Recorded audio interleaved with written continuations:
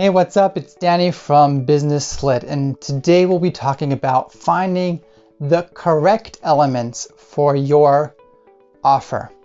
Finding the correct elements for your offer.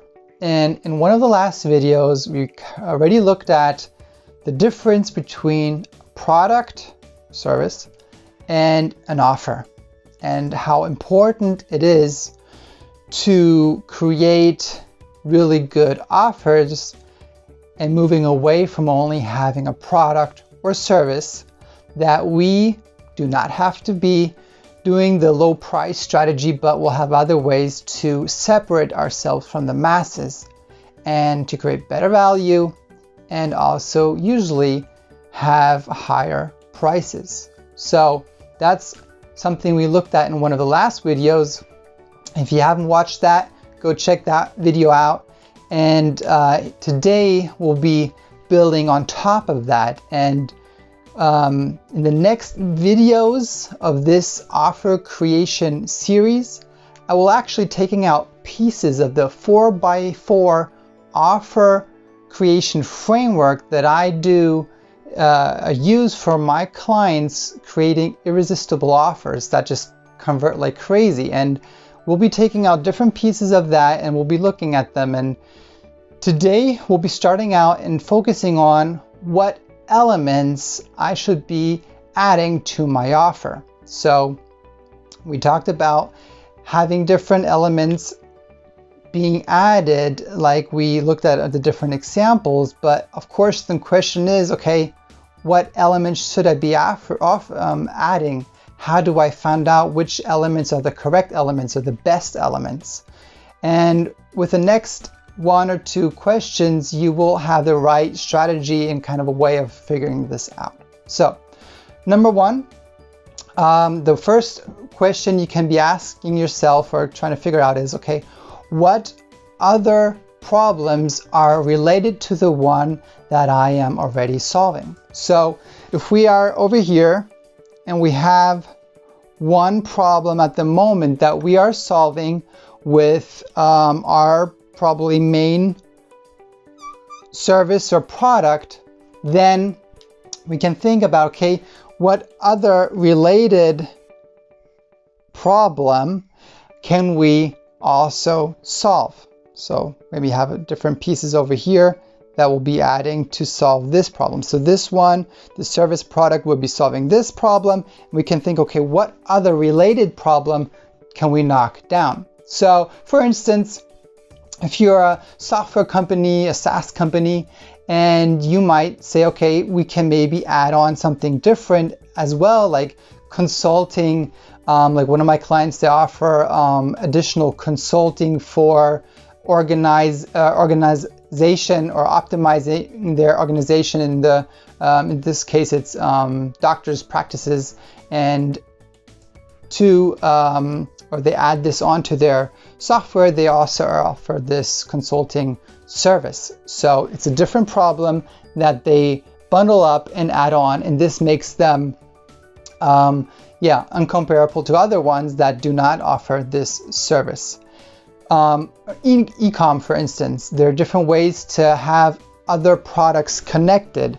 My wife, she has a small e-com business on the side I help her out with, and she sells handbags, like cross-chain handbags. And then we went ahead and said, okay, we'll be adding on underwater phone bag. So the handbag is perfect for the phone, but we'll just add on another underwater phone bag, and it will solve this maybe other problem. Of course, the one handbag we shouldn't use for under the water because the handbag will get wrecked in the phone as well. So we'll have another special bag for that. So that's just like adding a different product that solves a different problem that is related or that could be related. So that's one way. But actually the most typical way or the most popular way actually to figure out additional products or elements to be added is thinking about, okay, this is the main the main problem we are solving. What are follow-up problems that our customer, that our client will be having because of this product or service they are getting from us. So with every product or service that they are getting, or with every problem that is solved, a new problem is created. A new follow-up problem will come up. For instance, if you create leads for a company, then the next problem will be like, okay, we have all these new leads coming in. How will we convert them? Or how will we be able to bundle up our packaging pricing better that we will be making more money and better value for these leads or for these clients? So the follow-up problem is the next thing we can solve by adding on different elements here. We looked at the example in our other video, or the last video. We had our vacation house that we were offering. And what was the add-on problem? Well, when you have a vacation house, the next follow-up problem is, okay, I'm here in this house and new in this town. What can I do in this town? What can I do in this area? That's where we said, okay, we'll be adding on like exact like day by day to do or activities, checklist or recommendations. And even there we went to the next step and said, okay, and then the next follow-up problem is, okay, or we'll even be solving giving them coupons for these activities. So this is a great way how we can add on different elements, thinking about, okay, this is the thing or the product they'll be getting us from us, the service they'll be getting from us.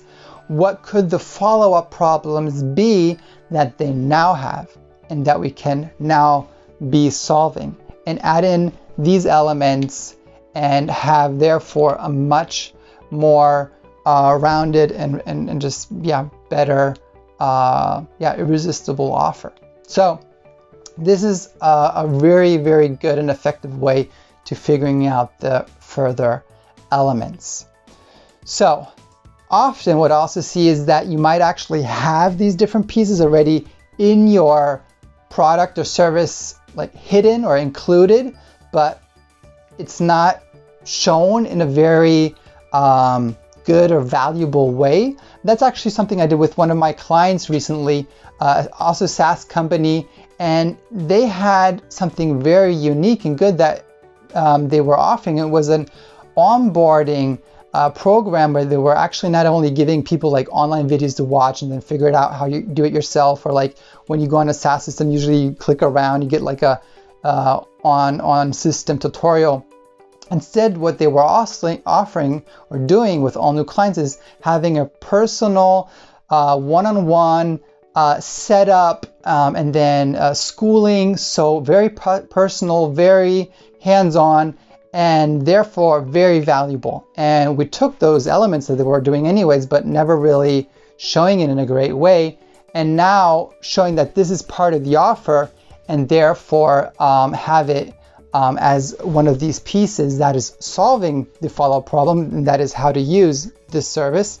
But therefore with the great service and onboarding, they will be onboarded in a very efficient and perfect way. So that's something to do. Now, last piece of advice I want to give you, how to brainstorm these different things. Just a few tips. Number one, when you get brainstorming with a colleague or somebody, very important, don't stop the flow. Do not correct or say that we can't do this or that's crazy. Keep on going and add on ideas. It doesn't matter how crazy they are. Then, as I said, get into the crazy zone. Doesn't matter how crazy, add on just all the ideas, write them down. And at first, it does not matter how crazy they are, just write them down. And then when you have at least 20 elements, often even more, the better, then pick the top 5. Okay, so add on all these different things, think about them, write them down, and then pick the top 5. So I hope this was helpful on how to find the correct and best elements for your offer. One of the next videos, we'll be looking at how we can actually get value that is 5 to 10 times as high as the price that you are offering or that you are asking for without raising the cost. So look forward to that next video, and I hope this was helpful. Until then, take care. Bye-bye.